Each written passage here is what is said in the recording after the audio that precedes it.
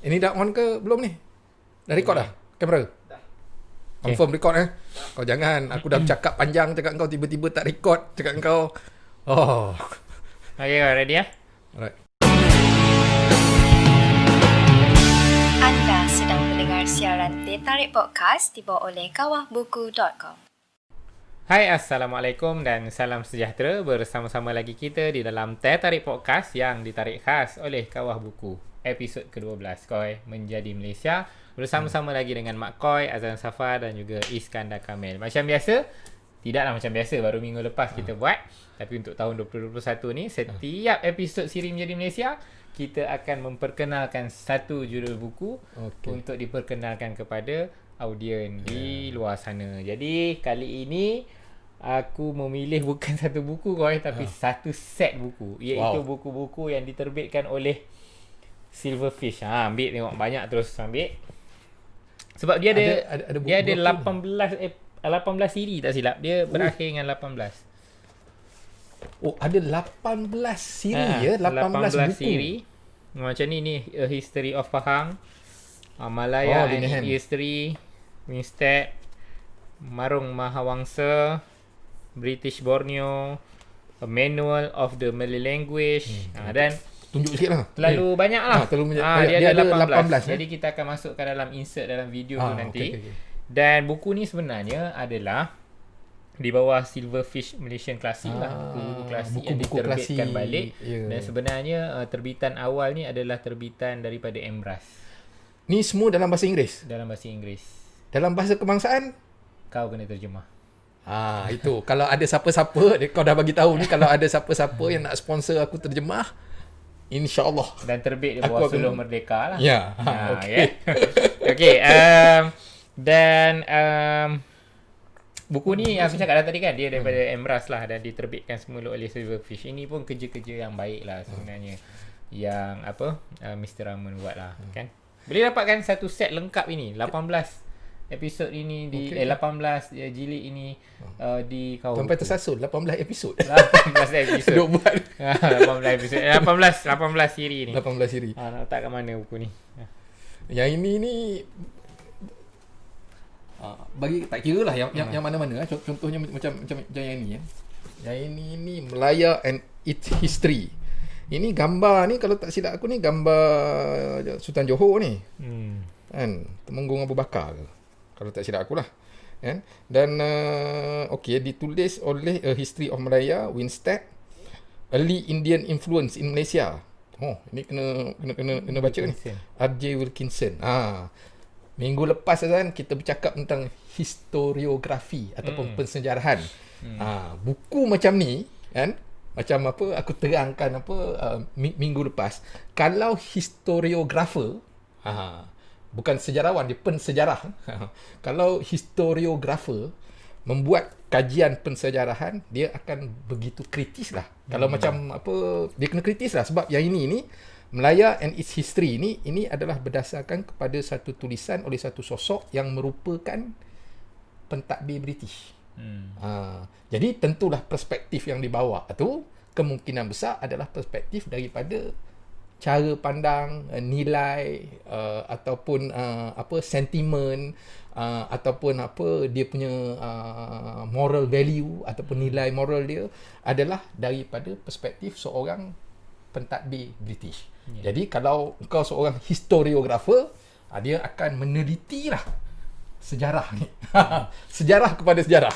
Sebelum kau nak pergi lanjut kau nak pergi lanjut, jadi aku rasa minggu lepas kalau boleh recap balik, engkau telah membentangkan definisi umum berkaitan dengan historiografi betul kan? Historiografi.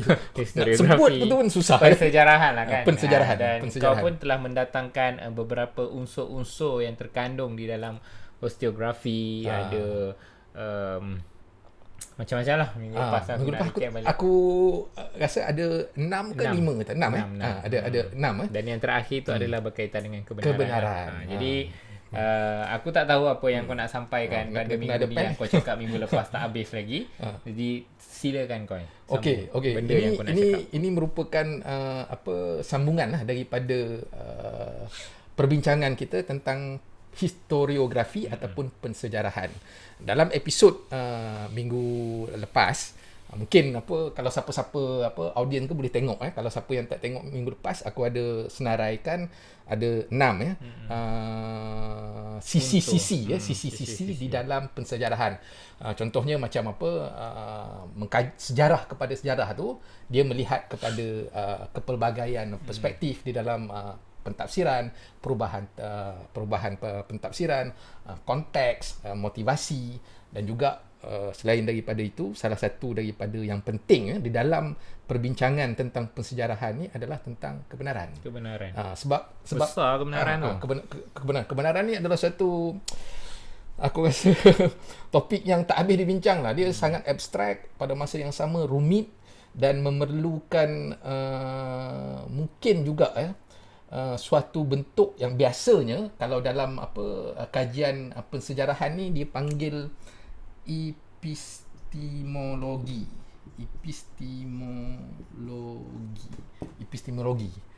Apa itu epistemologi? Sebab epistemologi ini adalah salah satu daripada dorongan di dalam kajian pensejarahan, iaitu teori ilmu pengetahuan. Teori ilmu pengetahuan. Kepada ilmu. Sejarah kepada sejarah, ilmu sejarah kepada ilmu. Sejarah, ilmu kepada ilmu, tapi ini teori tentang ilmu pengetahuan lah. Dalam bahasa Inggeris theory of knowledge lah. Epistemologi ni basically tentang theory of knowledge. Biasanya cabang dia ni cabang dalam falsafah lah. Jadi bila kita bercakap tentang epistemologi ni, itu yang dia cuba untuk mencari kebenaran. Jadi biasanya dia akan tanya tentang apa itu pengetahuan lah. Sejarah tu adalah sebahagian daripada pengetahuan. Tapi apa itu pengetahuan? Jadi biasanya yang ini kalau kita baca tentang epistemologi, biasanya dia adalah tindanan. Yang ini ni kalau siapa yang dengar daripada Spotify mungkin kena rujuk ke YouTube, sebab kita ada buat lukisan sikit kan. Ni ada 2 bulatan sini. Kemudian ada satu ruang ni dia bertindih. Okey. Yang ini ni truth ataupun kebenaran ataupun kebenaran. Yang ini belief atau kepercayaan. Kepercayaan tak semestinya benar. Tak semestinya kebenaran. Maknanya kita percaya tapi belum tentu kebenaran kan. Tapi di dalam konteks epistemologi ni, what is knowledge ni, ataupun apa itu ilmu pengetahuan ni di sinilah.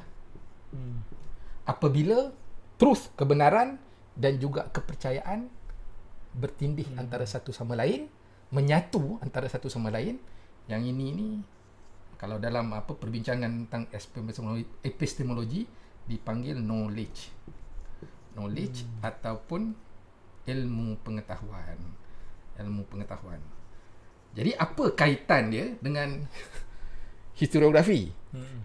Sebab salah satu daripada perbincangan kita yang lepas, penting untuk kita rujuk balik perbincangan yang lepas, iaitu salah satu daripada unsur di dalam perbahasan tentang pensejarahan adalah tentang kebenaran, tentang knowledge. Apalah yang menjadikan kebenaran itu kebenaran.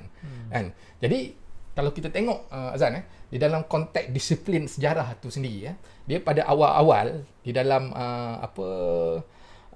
perkembangan pemikiran manusia, biasanya rujukan kepada kebenaran tu ditujukan kepada siapa? Siapa yang memegang punca kebenaran? Tuhan lah. Kan? Biasanya kita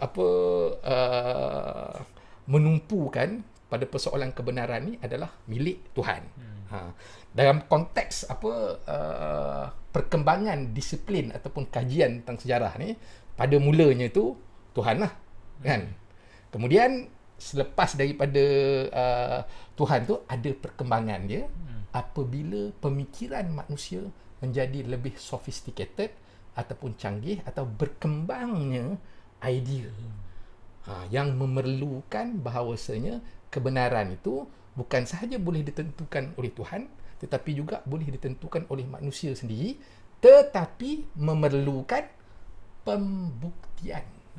Bagaimana pembuktian tu dilakukan kau? Okey. Persoalan tentang pembuktian ni sebenarnya diajukan, aku tak dapat nak pastikan kurun ke berapa, tetapi mungkin dalam waktu-waktu era enlightenment lah, ataupun pencerahan ya, diajukan bahawasanya sesuatu peristiwa yang lepas, sesuatu yang terjadi pada masa yang silam, itu boleh dibuktikan melalui dokumen-dokumen. Kan? Jadi dalam konteks ni, kalau kita tengok tadi di dalam perkembangan pemikiran manusia tu kan, pada mulanya kebenaran ni ditujukan, kebenaran tu ditujukan kepada Tuhan lah. Maksudnya Tuhan yang mengetahui tentang kebenaran.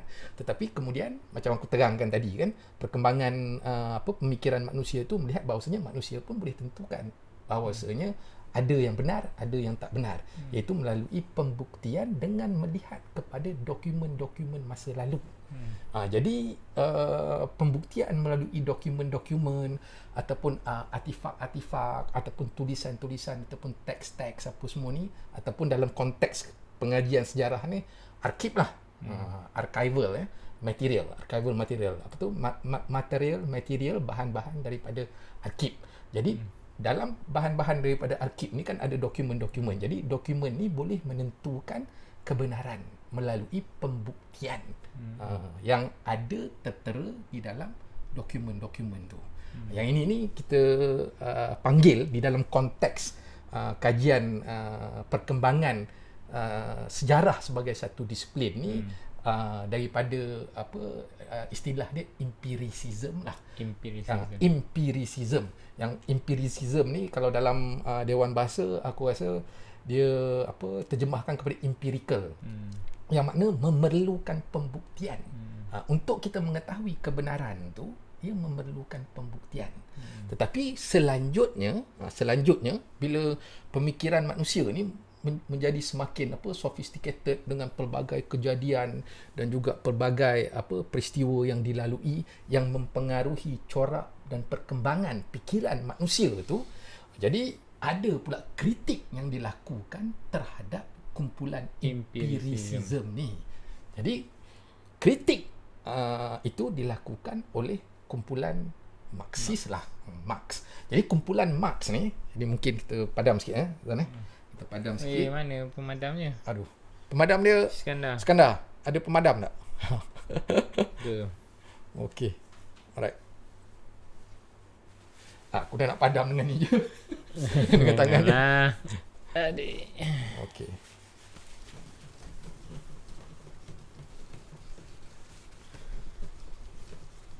Yang ini adalah antara isu-isu yang berkembang di dalam kajian pensejarahan lah. So di dalam sejarah kepada sejarah tu kita melihat bahawasanya ada kumpulan empiricism yang melihat bahawasanya kebenaran tu memerlukan pembuktian. Pembuktian tu adalah melalui dokumen, bahan-bahan daripada arkib yang seumpamanya lah untuk membuktikan masa silam ataupun masa lepas. Tetapi kemudian bila manusia semakin perkembangan pemikiran manusia semakin canggih, semakin sophisticated, semakin refine juga, semakin halus untuk memperdalamkan lagi wacana tentang kebenaran yang merupakan salah satu daripada unsur penting di dalam pensejarahan dan historiografi. Dan historiografi ni ada kumpulan khususnya daripada Marxist historian lah. Marxist historian ni ataupun satu bentuk approach, pendekatan dan juga school of thought lah, ataupun sekolah pemikiran Marxis tetapi di dalam bidang sejarah yang mengkritik empiricism. Apa kritik dia? Kritik dia melihat bahawasanya empiricism kata bahawasanya kebenaran tu boleh dibuktikan melalui dokumen-dokumen. Tetapi Marxist historian bila dia mengkritik empiricism ni, dia mengatakan bahawasanya dokumen tu dokumen siapa, ditulis oleh siapa. Dan biasanya kalau contohnya macam awal tadi kalau dia tunjukkan apa buku-buku daripada apa tulisan-tulisan siapa tu? Tulisan-tulisan contohnya Winstead apa semua ni kan. Ini adalah satu perspektif daripada tafsiran tentang sejarah Malaysia daripada pentadbir kolonial, pentadbir penjajah. Jadi bahan-bahan itu kemungkinan besar adalah bahan-bahan yang ditemui di dalam arkib-arkib penjajah. Jadi bagaimana pula dengan sejarah tempatan? Orang Tempatan. orang tempatan kan. Jadi dalam konteks ni Marxist historian ni mengajukan bahawasanya kebenaran tu ada bermacam-macam, ada berbagai-bagai. Kalau kita menggunakan kaedah empiricism hanya dokumen saja, dokumen kebanyakannya ditulis oleh elit lah. Ditulis oleh elit. Sebab pada waktu tu kemungkinan besar orang yang boleh menulis dan membaca hanyalah orang-orang daripada kelompok elit. Jadi sejarah tu adalah sejarah elit. Jadi kalau kita nak guna dokumen mengikut Marxist historian, dia tidak dapat untuk memenuhi kan makna kebenaran di dalam sejarah itulah. Jadi Marxist historian ni mengajukan bahawasanya bukan sahaja melalui dokumen, kita juga boleh mendapatkan kebenaran tu melalui contohnya macam oral history. Contohnya oral history. So dalam konteks ni, dalam konteks kritik yang dilakukan oleh Marxist historian terhadap empiricism ni, muncul pula cabang-cabang sejarah yang cuba untuk memastikan bahawasanya sejarah itu ditulis dengan lebih holistik, dengan lebih menyeluruh, bukan hanya bangsawan tetapi juga rakyat biasa. Jadi satu contoh Marxist historian ni salah satu daripada cabang dia, pernah dengar tak? Subaltern history. Subaltern history dalam bahasa Inggeris lah, sejarah subaltern. Yang ini ni sebagai satu, kalau aku punya pandangan ini ni sebagai salah satu daripada perspektif sejarah yang cuba mengangkat orang-orang bawahan. Giving the voice, kalau salah seorang daripada yang antara ideolog utama di dalam subaltern history ini, Ranajit Guha. Yang ini ni Bengali punya intellectual daripada India yang mengajukan subaltern history. Maknanya sejarah orang-orang bawah. Sebab sejarah orang-orang bawah ni tidak ada kemungkinan besar di dalam dokumen-dokumen, sebab dokumen-dokumen ni ditulis oleh elit. Jadi Ranajit Guha ni mengajukan satu lagi bentuk sejarah, pendekatan sejarah, iaitu subaltern history ataupun sejarah subaltern yang cuba untuk mengangkat mereka yang tidak bersuara. Kalau dalam dia punya term tu, dia ada tulis tu, giving voice to the voiceless. Memberi suara kepada mereka yang tidak mempunyai suara. Jadi bagaimana untuk memberi suara kepada mereka yang tidak bersuara, itu kena bacalah Ranajit Guha, sebab dia ada metodologi dia. Metodologi dan kaedah dia untuk aku, bila aku baca, sangat sophisticated lah. Ada buku dia kan, tajuk buku dia. Buku dia tentang subaltern lah. Tapi aku tak begitu ingat lah. Sebab aku baca ni agak lama dah dulu kan. Tetapi Ranajit Guha ni mengemukakan tata cara, prosedur, kaedah bagaimana untuk menulis sejarah untuk orang bawahan, orang pinggiran. Contohnya macam hikayat. Macam ni ada hikayat ni, Sulalatus Salatin. Yang ini ni dikaji dan diperkenalkan oleh Muhammad Haji Saleh, sastrawan negara. Yang ni korang ada jual juga kan? Yang ni lah. Yang ni. Sulalatul Salatin ni, ini dokumen. Tetapi dokumen ni, bila kita baca hikayat ni, biasanya dokumen ni adalah tentang raja, istana, bangsawan, elit-elit lah. Bukannya tak ada tentang rakyat bawahan, tapi sangat sikit. Sehingga kita tidak dapat untuk mengetahui dengan lebih jelas tentang bagaimana keadaan sebenarnya rakyat bawahan pada ketika itu. Jadi Ranajit Guha ni di dalam subaltern history, dia memberi suatu cara dan kaedah bagaimana untuk memberi sejarah kepada mereka yang terpinggir. Contohnya mereka yang yang tak bersuara tu, kalau dalam konteks komuniti kita tu, contohnya mungkin rakyat-rakyat bawahan, hamba sahaya contohnya, ataupun mungkin juga orang asli, kan, yang mana sejarah mereka kan kita tak nampak dengan jelas di dalam dokumen-dokumen yang lampau. Kan, kalau ditulis ke pun mungkin dia daripada perspektif yang sangat prejudicial, prejudis ataupun stereotype, kan. Jadi dalam konteks ni, historiografi atau pensejarahan ni menjadi penting sebab dia membahaskan persoalan-persoalan yang rumit di dalam disiplin sejarah. Terima kasih Koi. Penerangan yang aku rasa agak menarik berkaitan dengan historiografi. Dan kali ni, kalau minggu lepas ialah kau mendatangkan unsur-unsur yang meliputi di dalam yang terkandung di dalam historiografi. Kali ni kau telah membawa bagaimana proses pola perubahan dan juga kritik kepada perkembangan ilmu historiografi tu. Daripada betul. Empiricism kepada Marxist history, dan kemudian pecah ada lagi pula. Maksud ada lagi tu, maksudnya kita akan bincang pula minggu depan ke apa? Ada lagi. Sebab lepas pada ni, sebab Marxist historian ni kira macam moden lah. Selepas pada tu ada juga paradigma postmodern. Itu kita akan bincang minggu depan. Terima kasih bersama-sama untuk episod kita yang ke-12 ini. Layari www.kawahbuku.com untuk dapatkan buku-buku terbaik pilihan anda. Terima kasih, Koi. Okay, terima kasih, Zan.